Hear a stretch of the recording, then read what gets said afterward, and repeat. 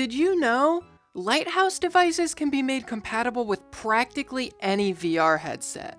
Whether you just want the best full body tracking around, or if you're just looking to mix things up with your controllers, the process is relatively simple.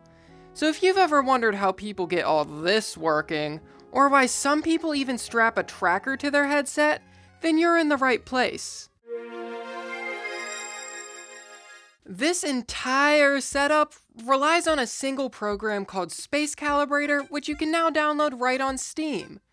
This guide will be assuming that you already have Steam VR set up on your computer, and yes, you will need a VR-capable PC running Steam VR. Hardware-wise, you will need a non-lighthouse tracked headset. This can be from Meta, Pico, HTC, Pimax. Literally anything will work, provided it can use Steam VR. You'll also want whatever lighthouse devices you plan on using.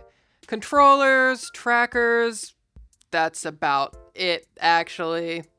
Obviously, for those devices to be able to track themselves, you will need lighthouses. I recommend 2 minimum. You will also need dongles to connect those lighthouse devices to your computer. It's worth mentioning that there are 2 different types of lighthouses. 1.0s, which are these boxy looking ones, and 2.0s, which are these rounded ones. There are variations of 2.0s, but they are functionally identical. 1.0 lighthouses require line of sight with each other or connection via a sync cable. 2.0s do not. With 2.0 lighthouses, you're able to use up to 4 at the same time. 1.0s cap you at 2. 1.0s work with literally every single lighthouse device in existence. 2.0s don't work with 1.0 devices, but there's only like 3 of those.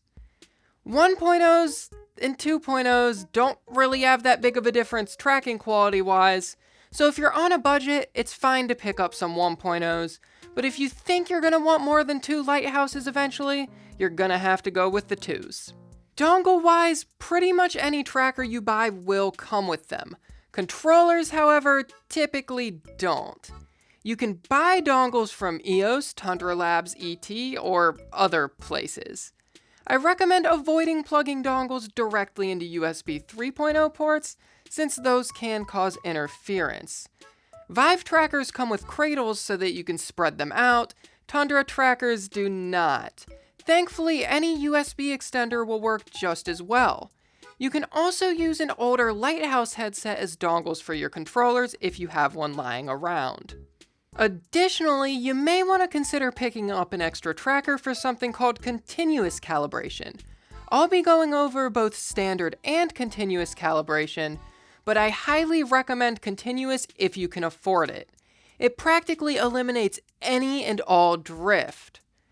To do this, you'll also need a way to mount that tracker to your headset. There's a lot of 3D printed mounts out there. I like to use these stick-on quick-release camera mounts, but I guess you could just use double-sided tape if you really hate your headset. If you already have your lighthouses set up or know how to set them up and already have everything paired, then you can skip this section.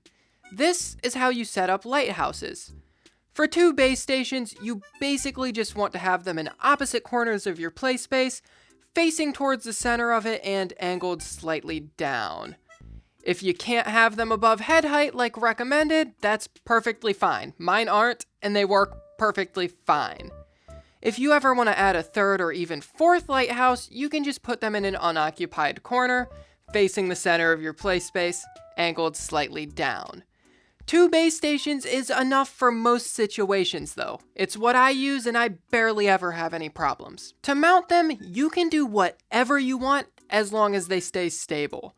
Base stations have mounting points on both the back and bottom. Wall mounting them is probably ideal, but if that isn't an option for you, you can put them on a tripod, use a tension rod, or even just set them on a solid piece of furniture and it'll probably be fine. Just ensure they're staying still. After that, you just plug them into the wall for power and they are set up. Now to pair your devices. To do this, all you need to do is open up Steam VR, go to the Pair Controllers menu, and follow the instructions on screen for whatever kind of device you're trying to pair. If you have something not listed there, Usually you can just set it up using the Vive tracker button. Regardless, most third-party accessories will come with some sort of documentation telling you what to use if you need to use something else. Awesome! Now everything is set up and connected. Just turn it all on and, oh, the lighthouse devices are nowhere close to where they should be. This is where we need to use PlaySpace Calibrator. You see, we technically have two different play spaces right now. One for your lighthouse devices and one for your headset. We can sync these two play spaces together by using PlaySpace Calibrator. Opening it up, you'll be met with something that looks like this. This menu is accessible both in the Steam VR dashboard and on your desktop. Your reference space contains your non-lighthouse devices, like your headset and its controllers, and your target space contains your lighthouse devices, like your trackers and any lighthouse controllers. You need to select one device from each space. I prefer to use my headset's controller and a tracker, but any combination of devices will do. Next, to choose a calibration speed. Very slow works the best, and I can't really think of a reason to use anything besides it, so choose very slow. Now, hold your two devices together in a way that they aren't going to be slipping apart from each other. We're finally ready to start calibration. You need to move the two devices together in a figure 8 pattern, making sure to walk around and spin in your play space as you're doing this. Once it's completed, you'll see that the lighthouse devices are now where they actually should be, and you can go off and do whatever it is that you do in VR. Over time, your two play spaces will begin drifting apart, and you'll need to repeat the calibration. You'll also probably need to repeat the calibration every single time you restart Steam VR, and depending on the headset you have, every time you take it off and the screen turns off. Continuous calibration is what you set up when you're sick of recalibrating all the time. To use it, all you need is an additional tracker mounted to your headset. It doesn't matter where it's at. All that matters is that it stays stationary relative to your headset as they move together. To set it up, instead of choosing whatever devices you want, choose your headset as the reference space and the tracker mounted to it as the target space. Now hit continuous calibration, give it a second, and it'll automatically calibrate. As the name suggests, continuous calibration calibrates continuously, thus eliminating practically any and all drift. You'll also likely never have to deal with Space Calibrator's menus again, since it will start up with Steam VR, and once you turn the tracker on your headset on, continuous calibration will automatically enable itself. The only cases that you're gonna have to go back in and change things are if you like to switch headset streamers a lot, i.e. between like Steam Link, Virtual Desktop, ALVR, etc.